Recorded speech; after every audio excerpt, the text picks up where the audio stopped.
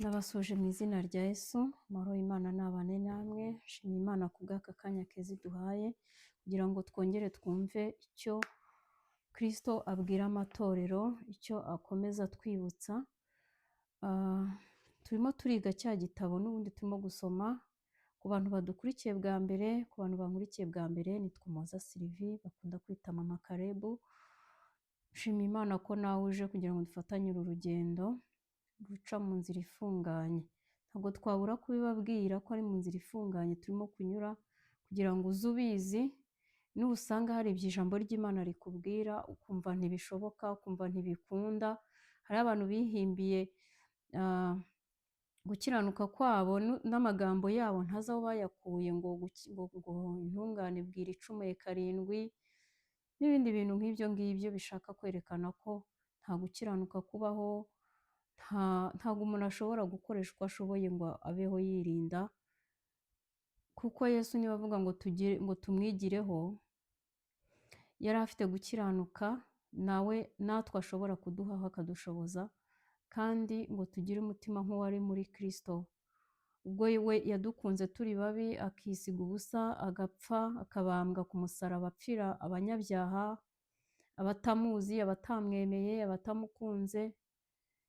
Kwa kundi kose nyine we ateye imbabazi, impuhwe, urukundo, ngo tugire umutima nk'uwari muri we. Ugasanga hari ibikugoye, ugasanga hari ibisa nk'ibidashoboka, ugasanga nyine birakomeye. Niyo mpamvu tukubwira ngo ni mu nzira ifunganye kugira ngo uze witeguye ko hari ibizakugora kubyumva, ariko ni uko nguko bimeze, niko yabitanze. Ariko ibitugoye kubyumva turamwegera akabidusobanurira kandi akabidushoboza. Niyo mpamvu tuzagerayo. Uko byagenda kose hari abagezeyo, hari ababishoboye, niyo mpamvu natwe tuzabishobora, kuko ijambo ry'Imana riravuga ngo uhereye igihe cya Yohana Umubatiza, ngo ubwami bwo mu ijuru buratwaranirwa, intwarane zibugishamo imbaraga. Ni ukuvuga ngo kujya mu ijuru biraharanirwa. Mu by'ukuri nyuma y'uko wakira Kristo akakubera umwami n'umukiza, akagutegeka ukinjira mu bwami bwe, akakuyobora, ugomba gutwarana amanywa n'ijoro, ugerageza kumenya icyo Imana ikunda, icyo Yesu akunda, icyo umwami akunda, icyo yanga, ugenda ubibusanya nyine. Ibyo yanga ubireka, ibyo akunda ubikora. Ni ugutwarana, ntabwo ari ukwiyicarira. Benshi barimo barigisha inyigisho z'ubuntu, abandi bigisha ntabwo bakigisha inyigisho yo kwihana ibyaha no guhinduka, kumvira amategeko y'Imana n'ibindi nk'ibyo ngibyo. Barimo barigisha ibyo abantu bakunda kugira ngo barusheho kubigarurira, ariko kandi intego nyamukuru y'ubutumwa bwiza ni ukugarurira abantu Kristo, ntabwo ari ukubigarurira.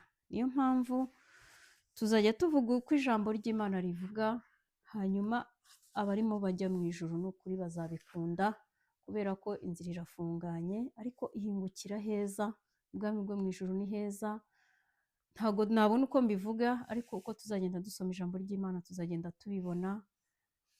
Ni heza birenze uko wabitekereza. Ibyo amaso atigeze abona muri iyi si, byiza wigeze ubona cyangwa utekereza, mu ijuru hariyo ibiruta ibyo ngibyo. Hari amahoro, hari ibyiza byinshi, hari ibitaramo byiza by'abera, hari ibyiza n'ibiryoheye amaso nabyo birahari, inyanja z'ibirahure, hari ibintu bitangaje tuzabibona, kandi amaso yacu azabibona, tuzanezerwa. Reka dusome kino gitabo n'ubundi turimo gusoma. Duhaye ikaze abantu badukurikiye bwa mbere, tubabwira ko tugeze ku gice cya 15. Turimo turumva impuguro Yesu noneho ubwe yatanze.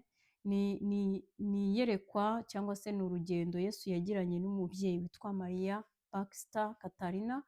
Bajyana muri Gehinomu kumutembereza arebe Gehinomu imeze gute, abantu barimbutse baba bagiye hehe, baba mu buhe buzima, kugira ngo abitubwire. Yaramubwiye ugerageze ubibwire abatuye isi, uzandike ibitabo kugira ngo abantu benshi babimenye. Ariko kandi si we wenyine Yesu ajyana gutembereza ahatandukanye, ni benshi cyane babivuga, ni uko ababyemera n'ababiha agaciro ari bakeya. Niyo mpamvu nkwinginze kugira ngo ikintu cyose wumvishe ntukakime umwanya, ahubwo ujye ugiha umwanya ugitekerezeho neza. Umuntu ashobora kugira iyerekwa ari Yesu warimweretse kugira ngo aze abwire abari mu rugendo babashe kumenya na byinshi dusoma, babashe kumenya icyo biba bisobanuye cyangwa se uko biba bimeze. Niyo mpamvu ntukabyirengagize, ahubwo Bibiliya iravuga ngo mwihinyure ibihanurwa ahubwo mubigenzuze ijambo. Ibintu byinshi twagiye dusomamo hano muri iki gitabo biri muri Bibiliya. Niyo mpamvu ni ubusobanuro bwimbitse twagiye duhabwa, ariko nyirizina Gehinomu iri muri Bibiliya, iravugwa cyane. Rero ku bantu tutatangiranye, ndavuga abatumva ikinyarwanda, batangiranye n'izi subtitles z'icyongereza, nababwira bashobora kujya kuri interineti bakakiguguringa icyo gitabo, bakaba bagisoma cyangwa bakaba bakigura, kuko hari umuvandimwe wanjye umwe wakigugurinze arakibona. Niyo mpamvu nawe nagushishikariza kugira ngo ukishake ube wagisoma, ko mwaje hari ibice twatangiye tutabashije gushyira mu rundi rurimi. Ndifuza ko wabikora ukagisoma cyose, kandi ukagiha n'inshuti zawe nazo zikagisoma. Ariko hano tugereye naho tugerageze dusangize inshuti n'abavandimwe, kuko niba intumwa zarapfuye, zikicwa, zigakubitwa, zigahura n'ibibazo bikomeye bitandukanye, Yesu akabyemera kugira ngo dukunde natwe tumenye ubutumwa bwiza butugereho, natwe dukwiye kugira icyo dukora, tukitanga, tukigomwa. Kubw'amahirwe ntabwo twicwa, ntabwo dukubitwa, ariko usanga ababishyizemo umwete atari benshi. Benshi baratinya, benshi bareba inyungu zabo, ariko inyungu nyirizina dukwiye kureba ni uko mugenzi wawe yamenya Yesu, ni uko uwukwegereye yamenya Yesu, ni uko umuntu wese yamumenya, wenda ntamwakire ariko byibuza akamenya ibye, kugira ngo ayo mahirwe nawe ayagire. Reka dufatanye, ubisharinge, ubipositinge, uhereze inshuti zawe, ahari Yesu yabikoreramo agakiza ubugingo bwe. Ni ukuri waba ukoze umurimo ukomeye mu bwami bw'Imana, kandi wiyicariye aho ngaho kuri telefone yawe gusa amasegonda, ukaba wakiza ubugingo bwa benshi. Ntabwo uzi aho Yesu yafatira umuntu, ntabwo uzi uburyo yamufata, ahari iyi videwo yamufasha, ahari n'utundi tuntu twiza, ijambo ry'Imana n'utundi tuvidewo dukiza ubugingo ujye ubona, natwo ujye udusangiza abantu, kuko Yesu yafatira muri ako ngako agakiza ubugingo bw'umuntu. Reka dushyiremo umwete, dushyiremo imbaraga nyinshi. Mbese igishishikaje Yesu ni uko ubutumwa bugera kure, ariko kandi si buzagaruka ngo abuvuge, ni twebwe, azakorera muri twebwe. Reka natwe tumubere amaboko, reka tumubere akanwa, reka tumubere ibikoresho bihari kandi byiteguye, kugira ngo nawe ageze ubutumwa kuri benshi, akize ubugingo bwa benshi. Gehinomu. Murakoze, reka dusenge ubundi dusome. Tugiye gusoma igice cya 15, ni amagambo makeya cyane, ariko kandi nk'uko twabisomye ubushize twari turi kumva impuguro za Yesu nyirizina.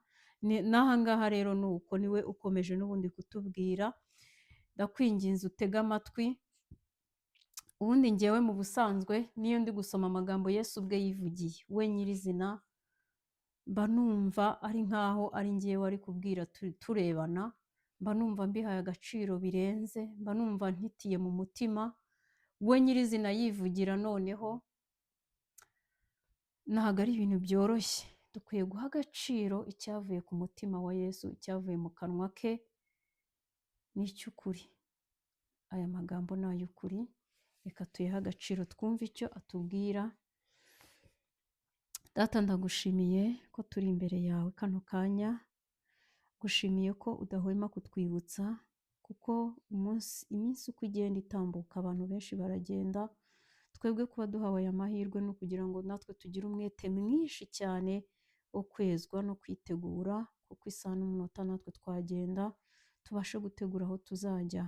Urakoze, tugiye kumva impuguro zawe, reka imitima yacu ikingukire kukumva, nawe uyikize, uyikure mu mwijima, dushoboze ibyo tudashoboye mu izina rya Yesu, amen. Tugiye kwiga igice cya 15, haravuga ngo iminsi ya Yoweri. Numvise ijwi rivuga riti, andika kuko ibi bintu ari iby'ukuri no kwizerwa. Narongeye nzamuka n'umwami mu mwuka, yari hejuru kandi ijwi rye ryari nk'iry'inkuba. Yavuze ati, yewe wasiwe, ibi bintu biriho, byariho kandi bizabaho. Ndi itangiriro nkaba n'iherezo. Nimunkorere, jyewe Umuremyi, kuko ntanga ubugingo, ntabwo ntanga urupfu. Nimuve mu bibi muntabaze, nzabakiza mbabohore. Ibintu musoma muri iki gitabo ni ukuri kandi bizasohora vuba. Nimwihane kuko igihe kiri bugufi, kandi n'umwami w'icyubahiro ari hafi kuboneka. Nimwitegure kuko mutazi umunsi cyangwa n'igihe. Abo bategereje kuza kwanjye, ingororano yabo izaba ikomeye. Nzaha umugisha abana banjye, abo ngabo bakomeje kwizera kandi bankoreye mu kuri no mu gukiranuka. Batari babimenya bizabasohoraho. Nateguriye umugisha abo babaye abizerwa ku muhamagaro wabo kandi batihakanye izina ryanjye. Umwami yavuze ati, ndavuga nti abantu banjye bitiriwe izina ryanjye nibicisha bugufi bagasenga, nzabababarira, mbakize, mbashumbushe ibyo babuze. Nifuza kumva kubohora abo bose bemera kandi bagatabaza izina ryanjye. Nimutegeke kwiyiriza ubusa, muhamagare iteraniro ryera, muteranye abakuru n'abatuye mu gihugu bose, baze ku rusengero rwanjye muntakire. Kuko umunsi w'umwami uraje nk'umujura wa nijoro, uwo munsi uregereje. Nimunyizere, nzabashumbusha imyaka yariwe n'inzige, uburima, inzukira na kagungu. Za ngabo zanjye zikomeye nahamagaye ntiziva ku mirongo yazo kandi ntizica gahunda. Bazankorera ibikomeye kandi ntibazaneshwa, kuko ndi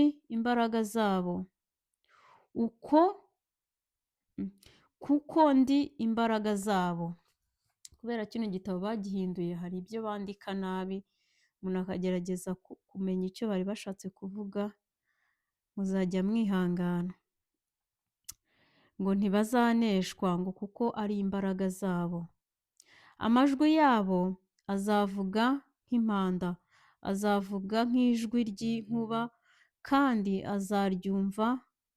abazaryumva bose bazamenya ko ndi Umwami Imana yanyu. Mwami Yesu mukundwa, ndasenga ngo nzabarwe ko nkwiriye kuba muri izo ngabo. Ndashaka kuba muri izo ngabo, ariko nzi neza ko ngomba kuba intungane no kwezwa nk'uko na Yesu ari umuziranenge kandi uwera. Unyoze n'amaraso ya Yesu, umpanagureho icyitwa icyaha cyose no gukiranuka kose. Mfasha nkomeze kugira umutima wihana, singira urwango cyangwa inzika mu mutima wanjye. Data, nzi ko benshi bo mu bantu bawe basinziriye. Data, nzi ko benshi bo mu bantu bawe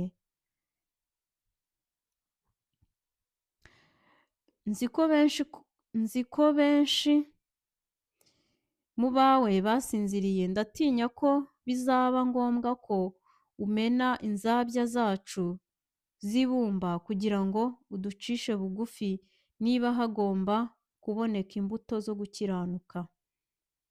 Mwami, sinshaka kuzongera gusubira muri Gehinomu nkagumayo. Mwami, shoboza kwihanangiriza abantu. Mpa imbaraga zo guhagarika kubuza Gehinomu kwaguka. Shoboza njyewe n'abantu bawe tube beza. Tugire umutima w'imbabazi. Tubabarirane, dukundane. Dufashe kujya tuvuga ukuri ibihe byose. Nzi ko Yesu Kristo azagaruka vuba kandi ko azazana n'ingororano ze. Nzi ko ubutumwa bwanjye mfitiye isi yose ari mwihane kuko umunsi w'umwami wegereje. Data, sinshaka ko amaraso y'abantu ambarwaho. Kino gice kirarangiye. Ariko mwumvishe ibyo Yesu yavuze, mwumvishe n'ibyo uyu mubyeyi yatangiye avuga bitewe n'ibyo yabonye n'ibyo yumvishe Yesu yavuze. Mu by'ukuri ntago nzi icyo navuga, ariko murabona ubutumwa buri kuvugwa muri iyi minsi butandukanye n'ubutumwa Yesu ashaka ko abantu bavuga. Bibiliya ivuga ko ubutumwa bwiza ku bwami ari ukubwira abantu kwihana ibyaha no kubabarirwa. Ikintu cya mbere Yesu ashaka ni uko abantu bihana ibyaha, bamwegere, bamusabe imbabazi, abakize intege nke zabo, abakize ibyaha byabo, ibindi byose bizajya bigenda byuririra aho ngaho.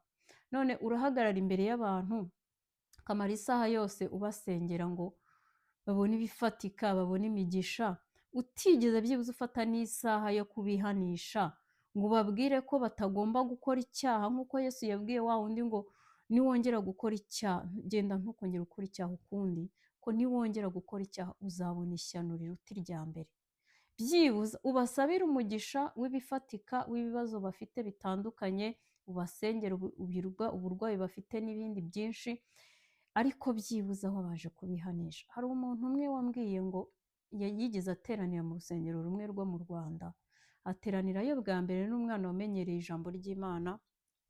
Ateranirayo bwa mbere asanga bararamya amasaha 3, bagasenga, bararamya amasaha 2 bagasenga imwe, cyangwa se bakaramya isaha bagasenga 2. Ategereza umwanya w'ijambo ry'Imana arawuheba. N'igihe kimwe baricishijeho yari nk'iminota 15. Mu by'ukuri reka mbabwire bakristo bagenzi bajya mu ijuru, nimube maso. Benshi muzarimbuka muzize aho mwasengeraga, ariko kandi ntago muzaba muzize aho mwasengeraga, muzaba muzize ko mutabaye seriye muri ibi bintu. Kuko ubaye seriye muri ibi bintu wabasha gusoma ijambo ry'Imana nawe ukabasha kumenya icyo ririmo rikubwira. Ntutegereze ngo umushumba wawe ngo niwe ngo uzagusomera, uvuga ngo icyo atavuze ubwo ntabwo uzakimenya, nta nubwo uzagiha agaciro. Kabone naho wacyumvana undi mushumba, kabone naho wacyumvana undi muvugabutumwa, ubwo kuko umushumba wawe atari we wakivuze. Abantu benshi ni abafana b'abashumba, ntabwo ari abafana ba Kristo. Niyo mpamvu benshi bazarimbuka. Iyaba wari umufana wa Kristo, fata Bibiliya usome, wumve icyo ijambo ry'Imana rikubwira, wumve icyo Imana ikubwira, wumve icyo Yesu agusaba, wumve icyo agutegeka, wumve icyo akubuza, ukireke. Wireba ku mushumba, wireba ku wundi muntu uwo ari we wese, kuko ngo niwe tugomba gufatiraho icyitegererezo. Ndakwinginze, kanguka, humuka, va mu kigari cy'amadini, va mu kigari cy'umushumba wawe, va mu kigari cy'umuntu uwo ari we wese. Fata Bibiliya usome.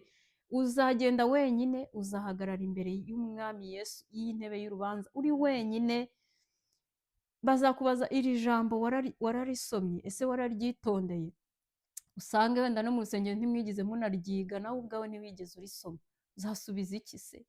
Ntabwo mbizi. Abantu reka dukanguke, dusome ijambo ry'Imana, ube umukristo wawe ku giti cyawe, hanyuma ubone kujya kuba umukristo hirya, ufatanye na bene so, mukore imirimo myiza, ukore imirimo mu rusengero, ariko wabanje kuba umukristo ku giti cyawe, wamenye icyo Yesu agusaba, wamenye icyo akubuza, wamenye, hanyuma kuko uzagenda wenyine. Niyo mpamvu ugomba kwicara wenyine ukajya wibaza iby'uru rugendo, kandi ukamenya neza ko amazina yawe yanditse mu gitabo cy'ubugingo. Hariho ushobora kwibaza ngo ese ngo nabimenya gute? Uzi ko ujya usenga ukabaza Imana ibintu kubera umutima wawe uciye bugufi kandi uri mu nzira ijya mu ijuru koko, n'umuhate wawe n'umwete wawe no kwegera Imana kwawe n'ukuri kuri mu mutima wawe kwawe. Ukuri mvuga ni ukubwira Yesu uko ibintu byumva, ukabwira Yesu ndashaka kujya mu ijuru ariko mba mbona ntazi, mfite intege ahangaha nkeya mbona zishobora gutuma ntajyayo, mfasha nshoboza. Aragushoboza icyo gihe rwose kuko aba yabonye guca bugufi kwawe no kumubwiza ukuri. Hanyuma uko kose hari n'igihe umubwira wambabariye ukambwira niba ndi mu gitabo cy'ubugingo. Ntabwo Yesu yabura kugusubiza iyo utarimo, akubwira ko utarimo, akakubwira n'ibitumye utarimo, kandi iyo urimo nabwo ntabwo yabura kubikubwira, akakubwira kuraje, kuko imirimo ya mbere izahishwa agaciro n'iya nyuma. Uko uzasoza urugendo nibyo bifite agaciro. Niyo mpamvu ashobora no kukubwira dore wanditsemo ariko ba maso kugeza imperuka, kuko uyu munsi waba wanditsemo ejo bakagusiba, niko bimeze. Rero reka tube maso, ube maso ku giti cyawe wenyine, ufatanye n'abo mwegeranye, bo musenga n'abo mubana mu rugo, ariko wabanje wowe kuba maso ku giti cyawe no kwisuzuma no kwimenya umunsi ku wundi, wibaza iby'uru rugendo. Bizagufasha kubyibaza umunsi ku wundi. Reka dusoze dusenga. Imana ikomeze kubana natwe mu buzima bwacu bwa buri munsi, dukomeze kuba maso mu izina rya Yesu. Data urakoze kuko uvuganye natwe amasengesho yacu ni nk'ay'uyu mubyeyi. Duhe gukundana, duhe kubabarirana, uduhe umutima w'imbabazi, udukuremo ibintu byose byatuma turimbuka, kandi uduhe kuzasoza urugendo amahoro, uduhe gusoza urugendo neza, kuko uko tuzarusoza ari byo bifite agaciro kurenza nonaha. Ndakwinginze duhe imbaraga kandi ube hafi yacu, ntutusige, ntuturekure. Ndagushimiye mu izina rya Yesu nsenze nizeye, amen. Shalom.